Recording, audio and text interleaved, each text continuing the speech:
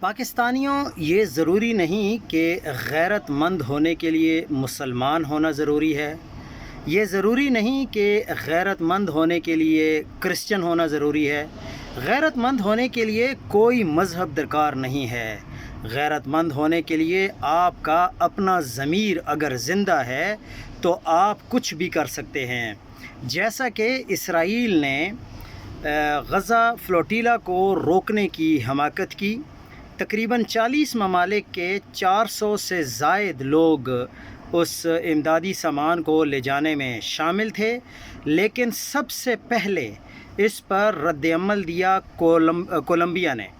Colombia نے Gaza flotilla کو روکنے اور ان کے 2 کارکنوں کو بھی اسرائیل نے گرفتار کر دیا۔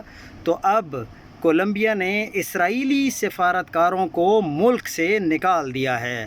یہ ہے غیرت اور عزت کا سوال، اور جب آپ کے ساتھ کوئی غلط کرتا ہے تو آپ کو اسی طرح کا جواب چاہیے ہوتا ہے۔